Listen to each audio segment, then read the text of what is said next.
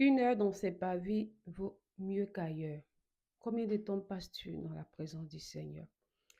Je partais à la messe en semaine. En semaine, c'est beaucoup plus facile. Et je voyais une maman à chaque fois qui priait. Après la messe, elle restait, elle priait. Elle faisait son chapelet. Elle passait beaucoup de temps.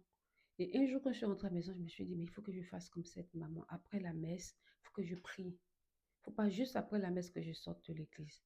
Alors, je me suis préparée. Et j'ai pris mon chapelet et tout, je suis partie. Après la messe, j'ai commencé à égrener mon chapelet. J'ai fait mes intentions de prier. J'ai prié Jésus, j'ai prié Marie. J'ai pris et j'ai fini. Quand j'ouvre les yeux, je vois que la maman est sirène, elle est encore en train de prier. Mais honnêtement, du fond de mon cœur, j'avais déjà épuisé tout ce que j'avais prévu comme prière, comme intention. Et je ne savais plus quoi faire.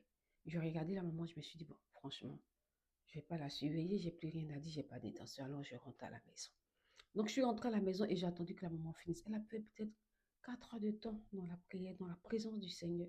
Et quand elle a fini, j'ai dit, mais maman, quand tu pries, tu dis quoi? Pourquoi est-ce que tu as duré autant? Parce que je veux essayer de faire comme toi pour passer du temps dans la maison du Seigneur parce que je sais que c'est agréable d'être dans la présence du Seigneur. Mais j'avais plus de mots, j'avais plus rien à dire en fait. C'était bien. J'étais contente d'être dans la présence du Seigneur, mais j'avais plus rien à dire. Elle m'a fait sortir des livrets de prière. Elle m'a fait sortir des chapelets, elle m'a essayé de m'expliquer. Et elle m'a fait sortir un chapelet, mais que je ne connaissais pas. Je lui ai dit, c'est quoi ce chapelet? Elle m'a dit, c'est le chapelet de mille merci. Mais ça m'étonne que tu ne connaisses pas parce que ça vient de la Côte d'Ivoire. Cette maman n'est pas ivoirienne. Elle m'a dit, ça vient de la Côte d'Ivoire. Je lui ai dit, ah bon? Ça m'a tout de suite attristée, j'en peinais parce que je me suis dit, il y a encore un chapelet que je ne connais pas à mon âge. Moi qui me dis baptisé, confirmé, et qui, je me dis, je prie, il y a encore quelque chose que je ne sais pas. Et j'ai compris que mais, il n'y avait pas encore fini.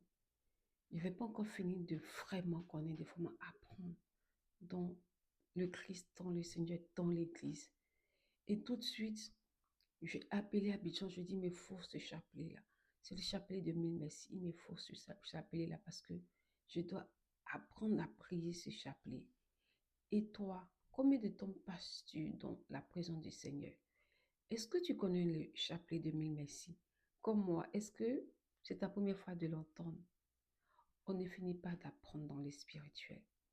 On continue d'apprendre, mais surtout, passons du temps, beaucoup de temps dans la présence du Seigneur.